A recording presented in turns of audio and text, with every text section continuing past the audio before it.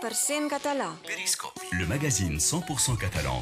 Ja sabeu, els qui ens escolteu cada diumenge a França Blau Rosselló, obrim sempre aquell programa amb la crònica d'efemèride de l'Eric Forcada, que ens ha fet un teasing al sumari. Ara ens cal que ens diguis de quina mort ens vols parlar, Eric. Avui parlem del 20 de novembre del 1975, un dia que marcarà definitivament la història i la memòria dels països catalans.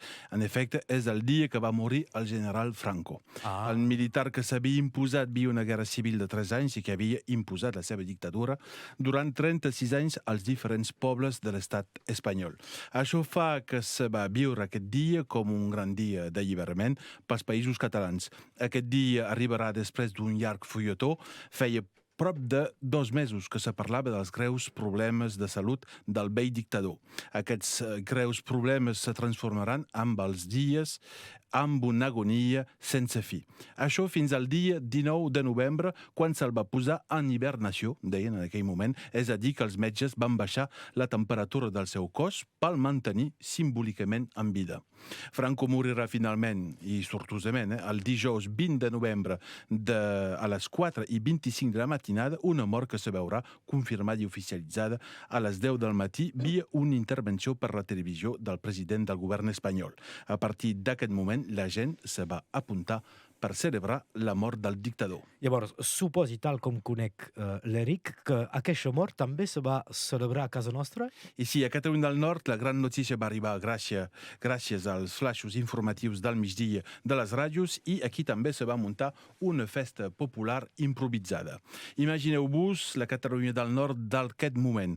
Des de la postguerra se calculava que un de cada 5 nord-catalans era ciutadà espanyol exiliat, el que representava aleshores 50.000 persones. Vindran després exiliats econòmics i polítics durant tots els anys 1950 i 1960. Una important població més que concernida per la mort del dictador Franco, i a la qual s'ha d'afegir els catalanistes, els militants progressistes i tots els defensors de la democràcia del nostre país. Moltíssima gent celebra la mort del general Franco a Perpinyà, de la plaça de la República a la Llotja i de la Llotja al peu del Castillet. Totes les terrasses dels bars estaven plenes de gent brindant amb el somriure a la boca. Aquesta gran manifestació espontània d'alegria col·lectiva i multitudinària va durar de finals de tarda a la nit ben avançada. El 20 de novembre entrava, doncs, com una gran festa en la memòria col·lectiva. Això arreu dels països catalans?